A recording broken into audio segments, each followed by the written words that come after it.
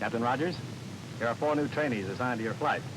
Lieutenant Hopkins, O'Shea, Visconti, and Bollum. Hopkins? Captain? O'Shea? How do you do? Visconti. Visconti?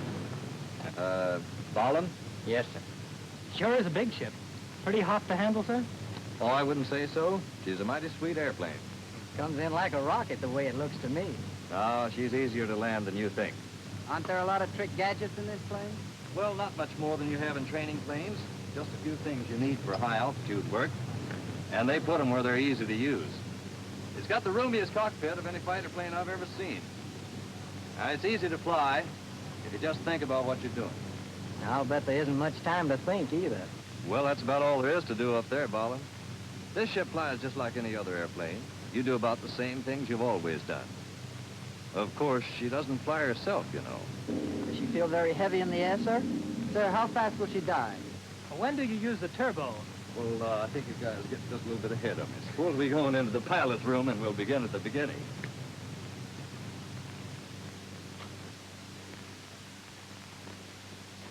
Plant yourselves, boys, while I climb out of this stuff.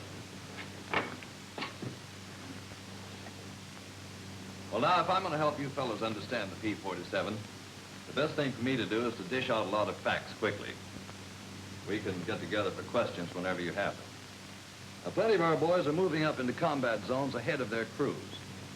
And they're finding out that it comes in mighty handy to know a lot of details about their airplane. And this is the time to find those things out. Now, you should keep in mind that this airplane was built to give us our fastest, deadliest high-altitude fighter. Sir, you say high altitude. What altitude do you mean? Around 30,000 feet, between 25 and 35,000. Well, now, you're going to be sitting up here behind 2,000 horsepower. That's a lot of power, but it's the best life insurance you can have. This airplane cost about $100,000, and they say it takes 30,000 man-hours to build it. I think it deserves some respect from pilots. Now, to handle the P-47 the way the Army expects you to, you should know everything possible about it before you take off the first time. You've got real armament and speed. You're not going to have any trouble with it because it's got good flying characteristics all the way.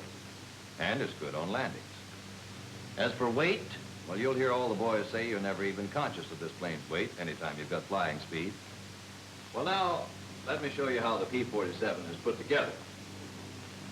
To begin with, this is the biggest single-engine, single-seater in service. Has a wingspan just short of 41 feet. It's a little over 35 feet long, stands 12 feet 8 inches high, and weighs about 7 tons with a full load. The power plant is 2,000 horsepower with a turbo, and it swings a 4-bladed, 12-foot 2-inch Curtiss prop. Well, let's look at this power plant. This is an 18-cylinder Pratt & Whitney radial engine. It's the twin Wasp with 9 cylinders in each bank. Now, one of the first things I noticed about this airplane is that it's a smooth flying ship in every way. She'll pick up a lot faster than planes you've been flying. And your turbo will allow the engine to develop its full 2,000 horsepower at high altitude. You want to learn all about this prop. It's a Curtiss electrically controlled constant speed propeller. Now, the reason there are 4 blades is to have enough propeller area to absorb the power of this 2,000 horsepower engine. Right here, on the left side of the cockpit, is a switch panel with a selector switch that gives you positions for automatic or manual control of the propeller. You've got increase RPM and decrease RPM positions. Ordinarily, you'll use the automatic position. But if that should ever fail while you're flying, switch to manual and then increase or decrease RPM. Of course, you want to check your breaker switch first. Well, now here are your 2 self-sealing gas tanks. The main tank, forward of the cockpit, holds 205 gallons. Your auxiliary tank holds 100 gallons. The plane has better flying characteristics when this auxiliary tank is empty. So after takeoff, when you've reached a safe altitude, you switch to auxiliary and use this gas first to put the plane in better trim. There's a fuel level warning light on your instrument panel to tell you when you're down to 40 gallons in your main tank. Underneath the main and auxiliary tanks are electrically operated booster pumps. They're automatically on when fuel from that tank is being used. If the engine-driven pump fails, you turn your emergency and high-altitude rheostat to increase the speed of the booster pump. Captain, what's the fuel consumption of the engine? Well, that depends on your power and speed. For absolute minimum cruise, you'll use anywhere from 60 to 120 gallons an hour. However, at full military power, you'll consume as much as 275 gallons an hour. When the warning light comes on, you've got a maximum of 20 minutes left. Here's your oil tank up here, and down here are your oil coolers with shutters controlled from the cockpit. This is your main air ramp. This is your GE turbo. It's a lot more simple than it looks. The exhaust gases come from the engine, back through these pipes to the turbo. Compressed air leaves the turbo, comes through the cooling system here, back through these pipes to the carburetor, down into the internal compressor to the cylinders. This is the guts of the system. Let's take a look at the real thing over here.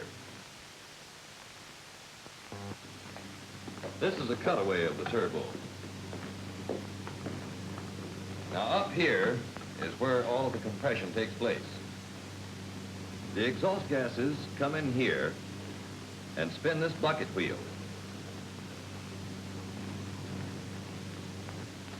The bucket wheel is on the same shaft as the impeller, and it's this impeller that actually compresses the air. The faster the bucket wheel turns, the faster the impeller rotates, and the more air is compressed and sent to the engine.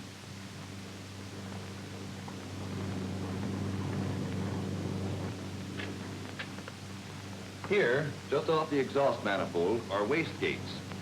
When these gates are wide open, the exhaust gas is dumped out into the air instead of being directed back to the turbo. But the higher you take your airplane, the more these gates will close, which means the exhaust gas goes back in an increasing amount and puts the turbo to work compressing air for the engine. This action is controlled by a supercharger regulator. You guys will learn a lot about controlling your turbo when you're ready for altitude work. The throttle and turbo on the quadrant are normally linked together, but in transitional training, you won't be using the turbo. Later on, if you want to get off the ground fast with full military power, you'll set the throttle and turbo control handle all the way forward, getting 52 inches manifold pressure and 2,700 RPM. Using maximum power for more than 5 minutes isn't a very smart idea, unless you happen to get a hiney on your tail. When you throw this switch on top of the throttle and push both throttle and turbo full forward past the throttle stop, you'll get war emergency power through the water injection on the P-47 D5s and subsequent models. When you're using water injection, water is mixed with gas and you'll really go places. Water injection is available for only 11 minutes continuous use, and you've got to use it sparingly, just like your ammunition.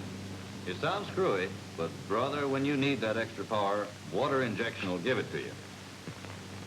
Now let me caution you about something. When you're using the turbo and throttle interconnected, they should be retarded slowly.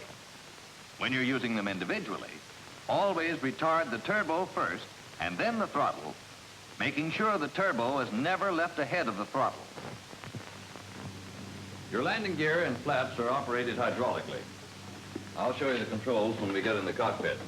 As for armor, you've got steel plate in front of you about here, bullet-resisting glass, and your engine also gives you protection from the front. In back of you, you've got steel plate about here, and your fuel tanks give you secondary protection from underneath. As for firepower, you've got 8 50 caliber machine guns, 4 in each wing, with a maximum loading of 3,400 rounds. There's a trigger on the stick that fires all your guns at once. And let me tell you, they pour out plenty of hot steel. How are the guns charged, sir? Manually, on the ground. Well, I think I've told you about everything you need to know. Outside of the fact the little man said there are 105,895 rivets in this airplane. And enough aluminum to build the biggest kitchen sink in the world. Any questions? Okay, Lieutenant, suppose you come out on the line and we'll check through the cockpit. And the rest of you might be looking through the poop sheets. And get some time in that Republic cockpit training.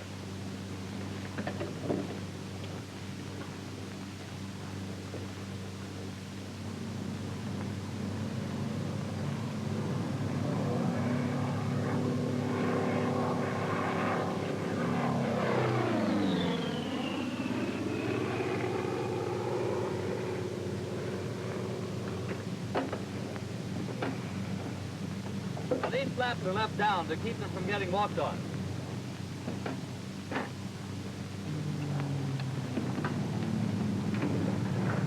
Well, now, nearly everything in here is familiar to you. But let's look at this cockpit clockwise and see what you've got in the 47 that may be new to you. Now, down here on your left is your fuel selector. You take off on main. On the trim box, you've got your elevator crank here. Now, this knob nearest the rudder is for the rudder, and the one toward the front is the aileron tab control. Also, down on your left, you've got this emergency hydraulic hand pump for use if the engine-driven pump fails. And here, your gun heat control. For your flaps, forward, and the flaps are up. You pull back to lower them. You can stop your flaps in any position by putting the control in neutral. Well, now then, for your landing gear, to raise the gear, you flip this safety lock, press this button, and raise the handle. And be sure to let it go all the way up. To lower the gear, push the handle all the way down.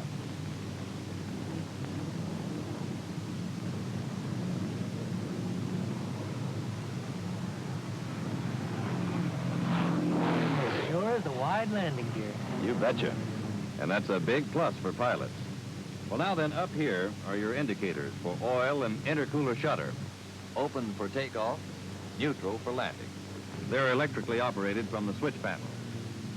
Well, now, going on clockwise, this is the gun and camera switch. And make sure it's off when you're landing. Turbo, throttle, prop, mixture. When you're starting the engine, you'll keep the mixture control in idle cutoff until the engine is firing. On your switch panel, there's your generator switch, propeller switch, and the rheostat that determines the speed of the booster pumps for your fuel supply. This, of course, stays in starting, except in emergency if the engine-driven pump fails. Here's the landing gear warning light. It's a very important little item. When you push the throttle forward on takeoff, the warning light will come on and will remain on until the wheels have been retracted and are definitely up and locked, at which time the light will go off. It will remain off until your throttle is almost fully retarded, as in coming in for a landing. The light will then come on and stay on until you have lowered your landing gear and it's fully down and locked. You've got standard instruments on your panel. Flight instruments are in the middle. Your engine operating dials are on the right. Notice that the speed limit on this airplane is redlined at 500.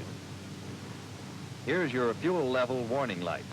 Remember that when it comes on, you've got a maximum of 20 minutes left to find a place to sit this baby down.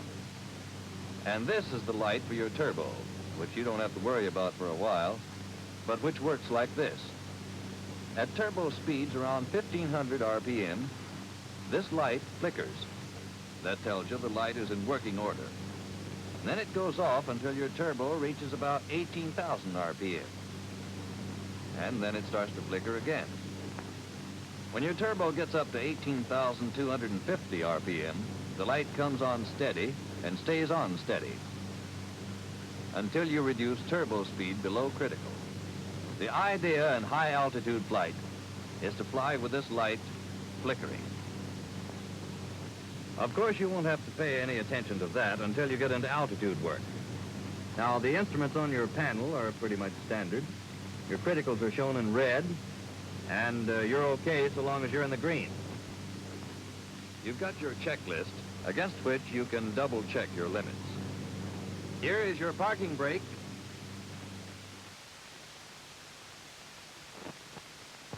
And here are your oxygen controls.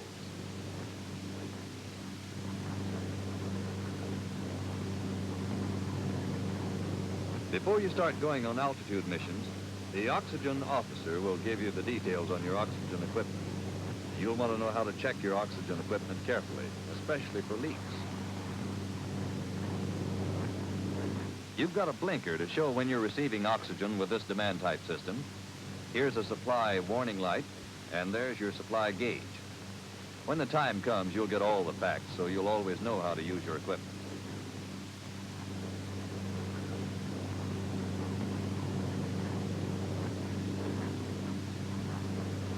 Over here is your cowl flap control.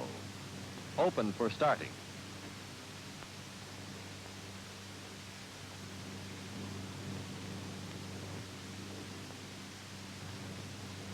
You've got some radio equipment over here. It's simple enough, but you'll get the details from your radio officer. Here's your tail wheel lock. With the handle back, the tail wheel is unlocked for taxiing, pushed all the way forward, and it's locked for takeoff and landing.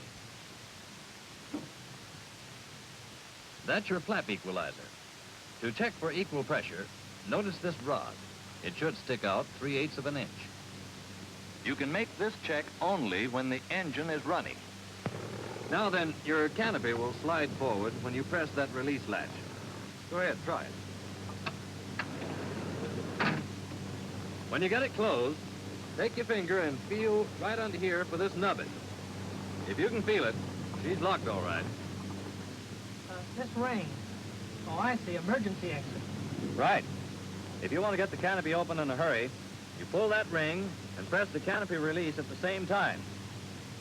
2 spoilers on the leading edges of the canopy open, and wind pressure forces the canopy back. Now then, if your canopy ever gets jammed on the ground, you've got these levers on each side. When you push them up, the glass panels fall out. Well, that looks like about everything. Except there sure is a lot of stuff in that switch panel. Oh, don't let that bother you. These are all circuit breakers down here, pop-out fuses. These are your light switches. They're all labeled, and you can study them. This is the ammeter. And here's the gun sight light rheostat. Well, what you've got to do now is give yourself plenty of drill in this cockpit. You want to know the importance of every instrument and exactly how and why to use each one of them. So remember, when you've got this 47 up in the air, it's too late to start thinking about what you're going to do. Play around with a cockpit trainer in the pilot's room. It isn't meant to be a substitute for the real thing. It's a training device that'll help you learn the cockpit in your spare time, if any. You're going to know this cockpit blindfolded before you fly the airplane, and time and drilling yourself is the only way you're going to really know it.